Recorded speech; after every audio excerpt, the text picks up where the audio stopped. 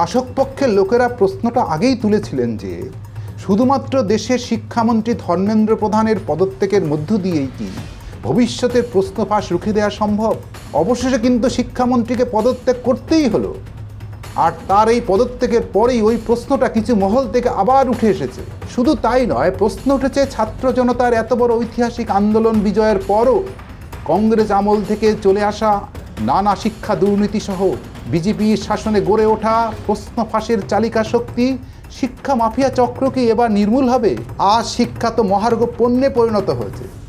তার ফলে শিক্ষা দিন দিন দেশের গরিব ও প্রান্তিক মানুষের হাতছাড়া হয়ে যাচ্ছে। এবার কি তাহলে এই বৈষম্যমূলক শিক্ষা ব্যবস্থাকে আমূল সংস্কার করে জনমুখী শিক্ষা ব্যবস্থা গড়ে তোলা সম্ভব হবে?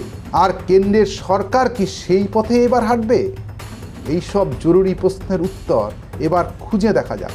আর খুঁজে দেখা যাক দেশের শিক্ষা ব্যবস্থার আসল গলতটাই বা কোথায়। আন্দোলনকারীরা প্রশ্ন ফাঁস নিয়ে সরাসরি আঙুল তুলেছে দেশের অন্যতম পরিচালন সংস্থা ন্যাশনাল টেস্টিং এজেন্সি বা এনটিএর দিকে। ফলে যন্তর মন্তর আন্দোলনের মঞ্চ থেকে এই দুর্নীতিগ্রস্ত এনটিএকে বাতিল করার দাবি উঠেছে বারবার। এনটিএ 2019 সাল থেকে নিট, জেইই, সিইউইটি, এনইটির মতো একাধিক গুরুত্বপূর্ণ পরীক্ষা পরিচালনা করে আসছে। আর তারপর থেকে প্রশ্ন ফাঁস, অস্বাভাবিক স্কোর, গ্রেসমার্ক, ওএমআর অসামঞ্জস্যের মতো নানাবিধ দুর্নীতির অভিযোগ এই সংস্থার বিরুদ্ধে উঠে আসছে। সরকারি সংস্থা unified district information system for education বা ইডিআইএসই প্লাসের সদ্য প্রকাশিত রিপোর্ট বলছে গত 25-26 শিক্ষাবর্ষে প্রতিদিন গড়ে 13টি করে স্কুল বন্ধ হয়েছে, আর বাড়ছে স্কুল ছুট। বিপরীতে দেশের বেসরকারি স্কুলের সংখ্যা হু করে বাড়ছে।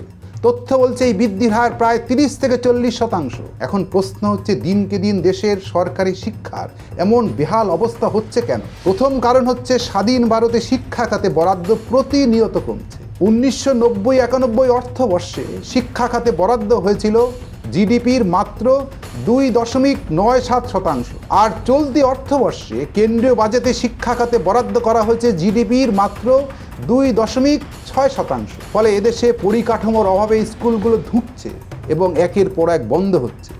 দ্বিতীয় কারণ হচ্ছে সরকারের শিক্ষানীতি।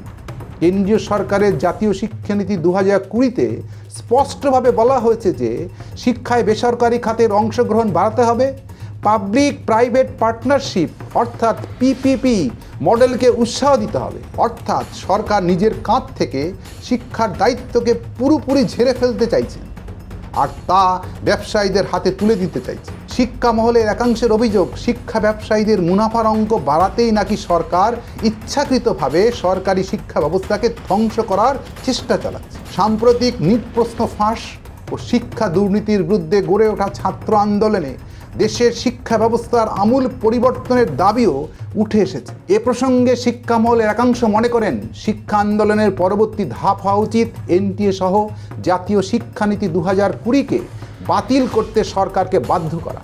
না হলে দেশের শিক্ষা ব্যবস্থার আমূল সংস্কার মোটেও সম্ভব নয়। এই নিয়ে আপনার মতামত আমাদের কমেন্ট বক্সে লিখে জানান।